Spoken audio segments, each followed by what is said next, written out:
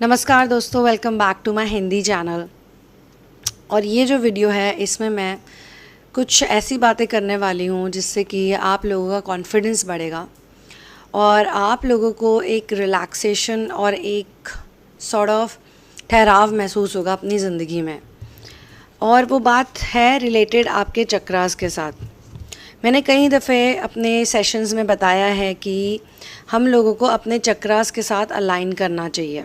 हमें इसकी एक कोशिश करनी चाहिए कि हम लोग कोई ना कोई ऐसा इनर वर्क करें, कोई ना कोई ऐसा आंतरिक कार्य करें जिसमें हमारे चक्रास हील हो जाएं। चक्रास तो पहले से ही हील्ड होते हैं, उसमें ऐसा कुछ नहीं होता कि आपको हील करना होता है।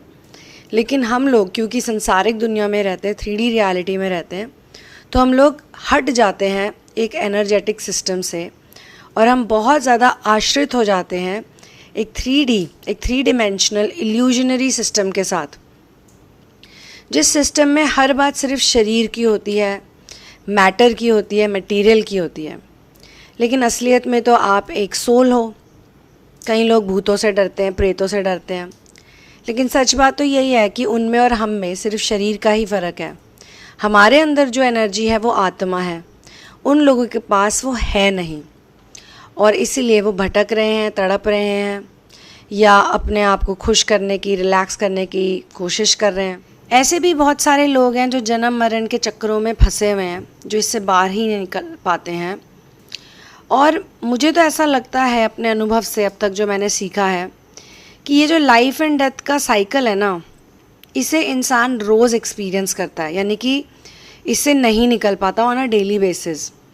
क्योंकि अगर आप एक दिन भी इस साइकिल से निकल जाओ तो आप धीरे धीरे डे बाय डे थोड़ा थोड़ा बढ़ते बढ़ते बढ़ते, कहते हैं ना कि बूंद बूंद से सागर बढ़ता है, वैसे ही अगर कुछ समय के लिए आप अपने आप को रिलीव कर लो, रिलीज़ कर लो, इन सब यातनाओं से, टेंशनों से, स्ट्रेस से, चिंताओं से मुक्त हो जाओ, तो आपको फील होएगी एक ऐसी चीज़ जो आपको पहले फील नहीं हो रही थी।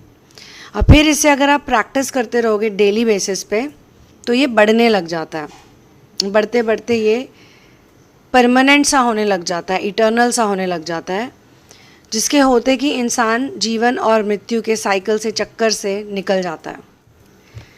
जब हमें कोई बात समझ आ जाती है तो वो हमें बहुत सिंपल लगती है, और जब तक समझ नहीं आती तो वो सिंपल सी बात भी बहुत ज़्यादा कॉम्प्लेक्स लगती है।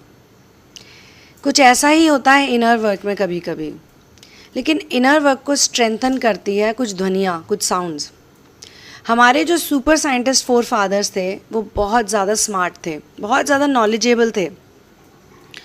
उन्होंने इस चीज़ को अंडरस्टैंड किया कि जो यूनिवर्स है, ब्रह्मांड है, ये ध्वनि पे चलता है, ध्वनियों पे चलता है।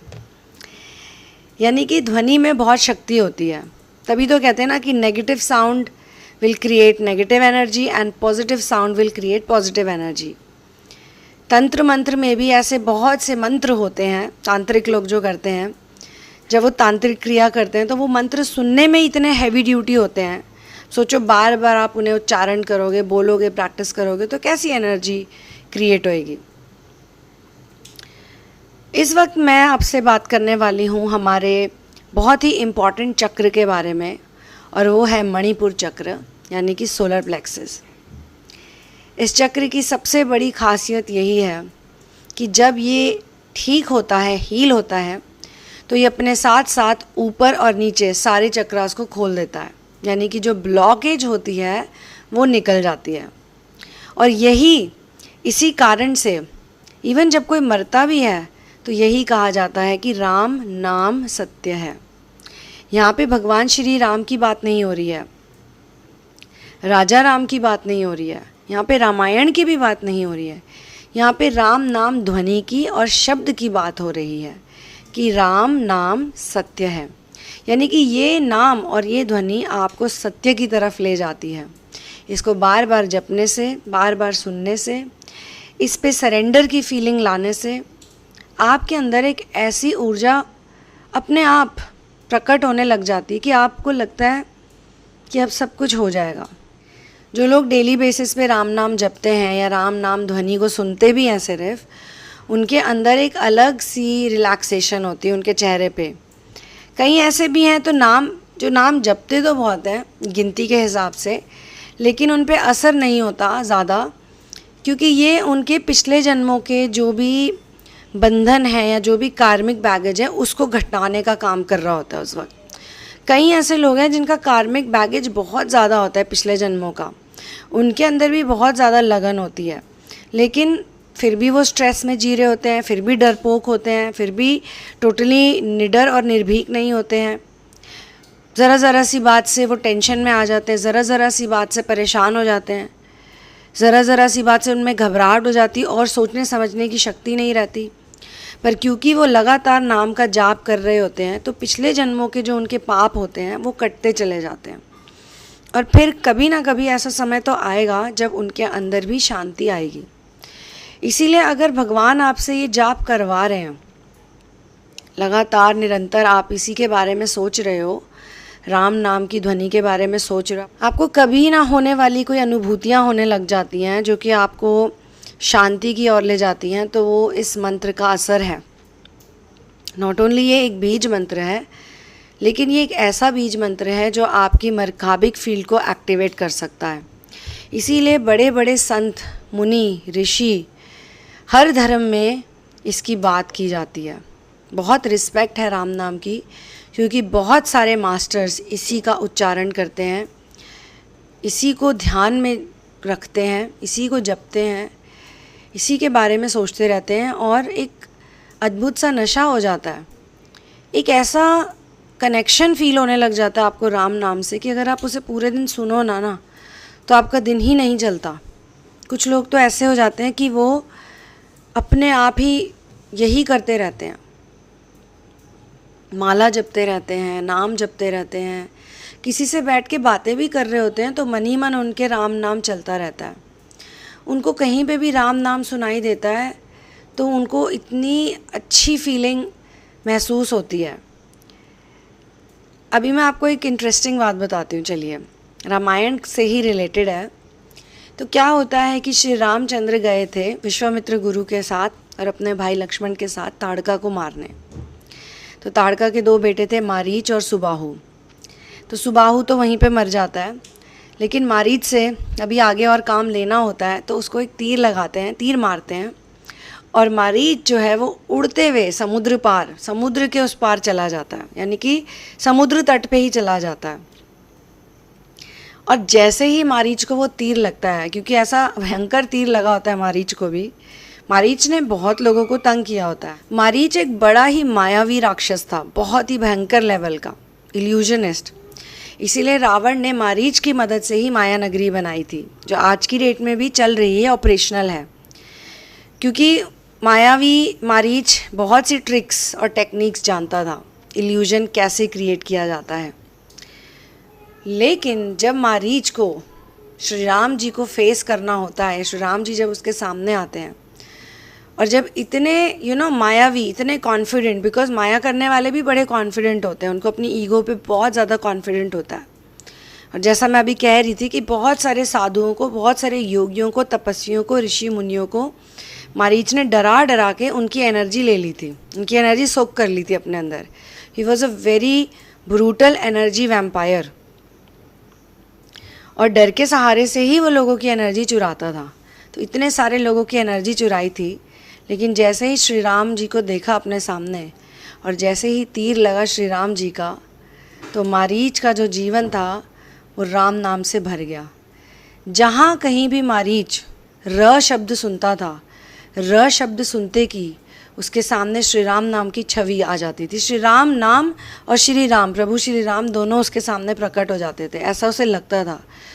तो उसका जीवन रामाकार हो गया, मारीच का। और ये सारी बातें मेरे ग्रेट ग्रैंड मास्टर की लिखी हुई रामायण में भी है। तो मारीच का जीवन रामाकार हो गया। र शब्द सुनते कि हर जगह राम नाम की ध्वनि उसे सुनाई देने लग गई, और वो तपस्या में लीन हो गया। और ये बहुत कम लोग शायद जानते हैं कि जब रावण मारीच के पास गया था ये कहने कि तुम मेरी मदद करो, तो सबसे पहले मारीच ने रावण को बहुत डराया था, जान के नहीं, खुद ही जानता था सत्य क्या है। उसने कहा था ये सब मत करो रावण, क्या कर रहे हो तुम, पगला गए हो क्या, होश में नहीं हो क्या, ऐसा मत करो, ऐसा मत सोचो, तुम्हें नहीं पता तुम्हें नहीं पता मेरा पाला किससे पड़ा है, तुम्हें नहीं पता तुम किससे उलझने जा रहे हो। खरदूषण की पूरी सेना को समाप्त कर दिया दोनों भाइयों ने मिलके। तो मारीच बहुत देर तक राम नाम की बातें करता रहा और श्री राम नाम के गुणगान करता रहा और खुद लॉर्ड श्री राम के बारे में बोलता रहा। बट रावण ने मारीच को विवश कर दिया और मारीच ये जानता था कि वो रावण को मना नहीं कर सकता। तो मारीच तो इसी बात से खुश था क्योंकि वो ये जानता था कि अगर राम जी ने उसको देख लिया, पहचान लिया, तो वो नहीं बचेगा, उसको तीर तो लगेगा ही लगेगा। माया ही उसने ऐसी रची होती है। तो वो इसी बात से खुश होता है कि चलो इसी बहाने मेरी मृत्यु, जो मेरा अंत समय आएगा, वो श्री राम नाम के हाथों आएगा। इससे बढ़िया मेरे साथ क्या हो सकता है। वैसे भी इतने पाप किए होते उसने, और जब तीर लगा होता है, जब समुद्र पार पहुंच जाता है, तब से वो तपस्या में ही लीन होता है। तो रावण उसको ढूंढता है, उसको बुलाता है, क्योंकि वहीं जंगलों में ही वो रहने शुरू कर देता है। माँ उसकी मर जाती है, सुबाहु रहता नहीं, तो वो अपनी ही दुनिया में रहने लग जाता है और वो खुश भी होता है उस दुनिया में कहीं ना कहीं। तो बड़े बड़े मायावी, बड़े बड़े इल्यूजनिस्ट, बड़े बड़े स्वांग करने वाले लोग, बड़े बड़े कपटी, कुटिल, कुकर्मी, ये सब के सब तर जाते हैं और धरे के धरे रह जाती हैं इनकी सारी काली विद्याएं सिर्फ राम नाम के जाप से। और इस जाप को शक्ति देता है फेथ। जितना ज़्यादा आपको फेथ होगा, जितना ज़्यादा आपको बिलीव होगा, आपके साथ कोई ना कोई मिस्टिकल घटना घटती रहेगी। और मुझे तो ये भी लगता है कि जिसके ऊपर ग्रेस होती है, यानी कि जैसे मान लो, समझाने के तौर पे मैं आपको बोलती हूँ कि एक बहुत ही ब्यूटीफुल फूल खिलना है, ठीक है, तो ये फूल का फ्यूचर है, वो खिलने वाला है, वो खिलेगा ही खिलेगा। लेकिन फ्यूचर से पहले, यानी कि फूल खिलने से पहले, समय में, काल में कभी ना कभी वो कली था, कभी ना कभी वो जब फूल थोड़ा थोड़ा खिलने लगता वो वैसा था, और उससे भी पहले वो बीज था, राइट। लेकिन उस बीज के अंदर उस फूल के खिलने की क्वालिटी तो पहले से ही समाई हुई थी, क्योंकि समय में पहले से ही लिखा होता है, इट वॉज प्री डेस्टिन्ड कि ये फूल खिलेगा ही खिलेगा, राइट।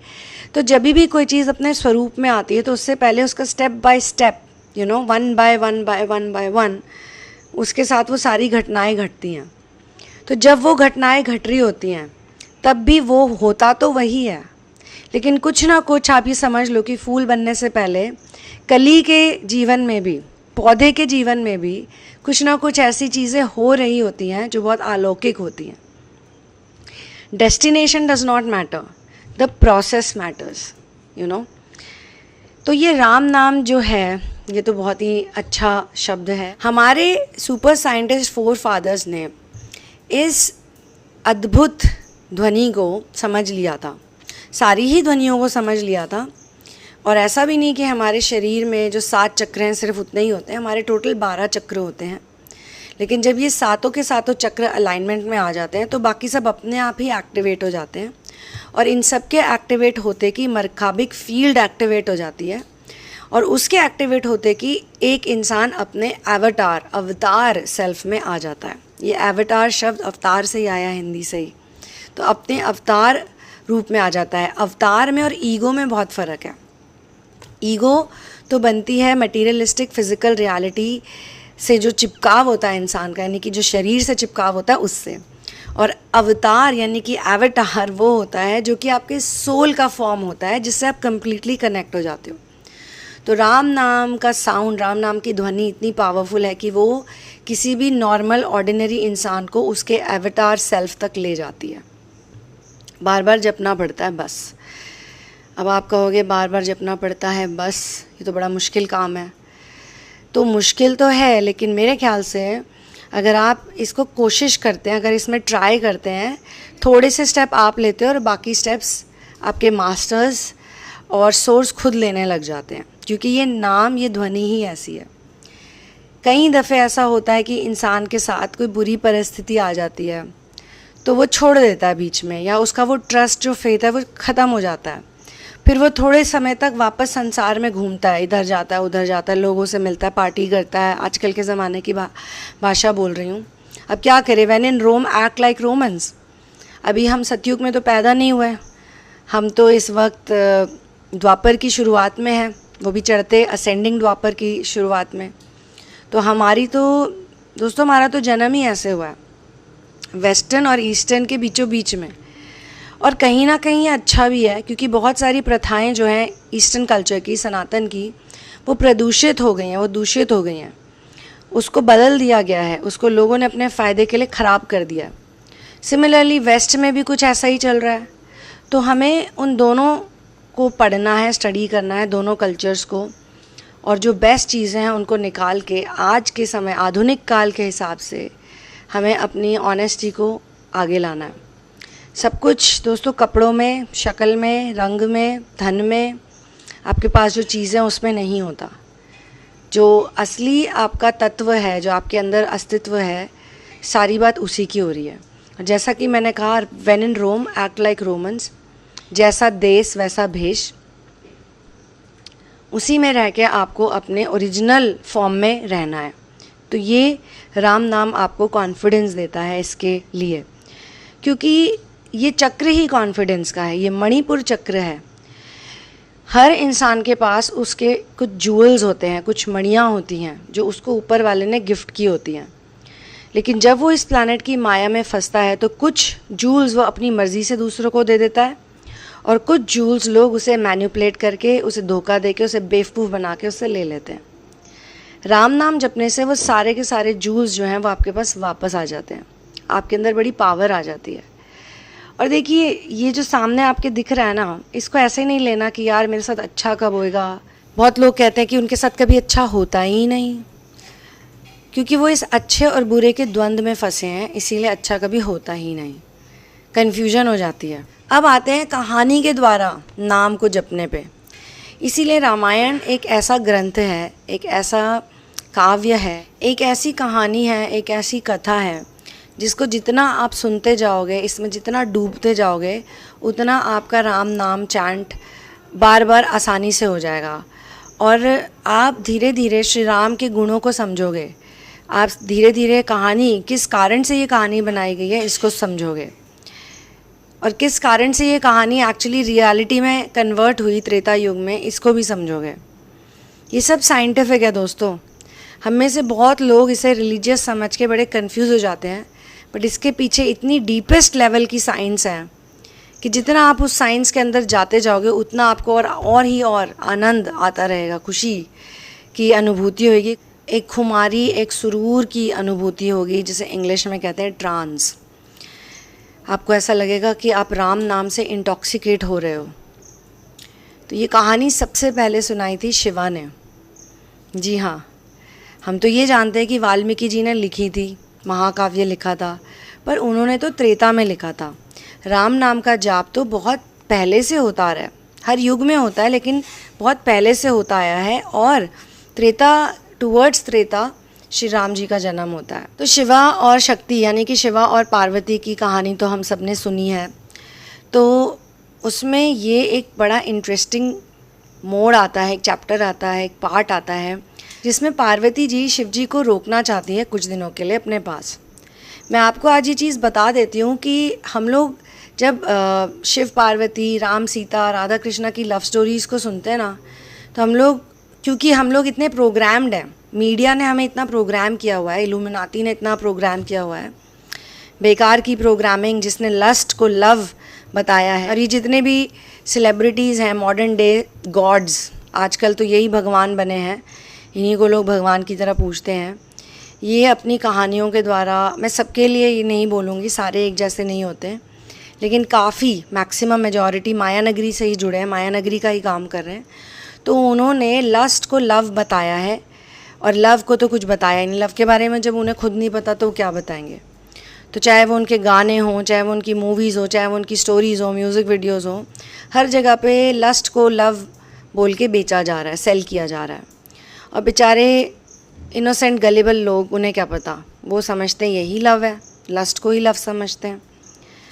तो उन्होंने ना, बहुत से लोगों ने शिवा पार्वती की कहानी को, राम सीता की कहानी को और राधा कृष्ण की कहानी को रोमांटिसाइज करने की कोशिश करी, बट रोमांटिक वो है नहीं, ट्रू लव स्टोरीज़ हैं। तो शिव पार्वती की कहानी में भी ये बड़ा इम्पॉर्टेंट एक पॉइंट है कि वो दोनों इनर वर्क करते थे, और इनर वर्क बिना वैराग्य के नहीं हो सकता, बिना डिटैचमेंट के हो ही नहीं सकता।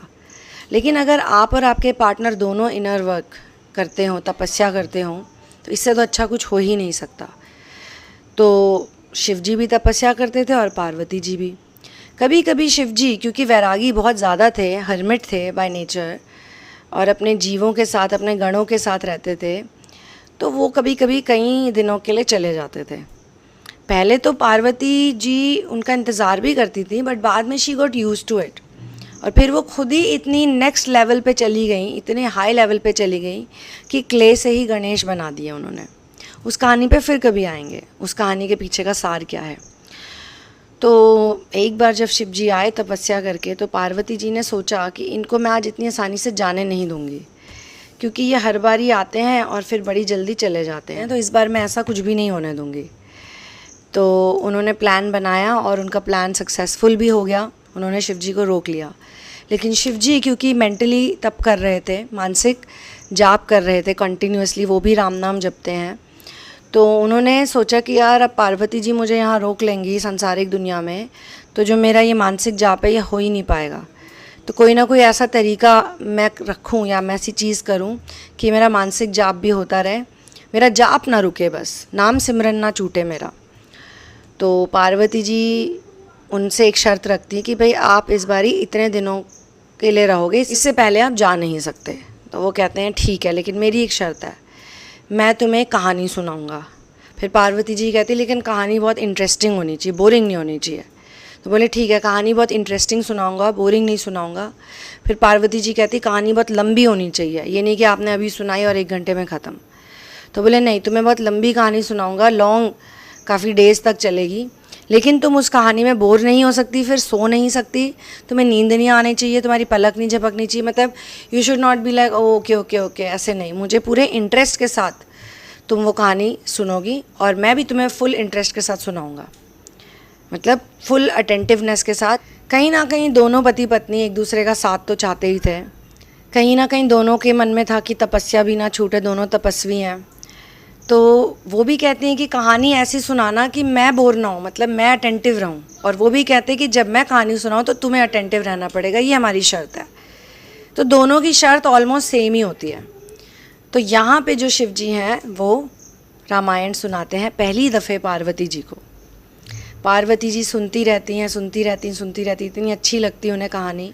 वो भी इच्छा प्रकट करती हैं कि ये कहानी तो रियल में होनी चाहिए, मतलब इसके जो पात्र हैं वो असलियत में दिखते तो कैसा लगता, कितना अच्छा लगता।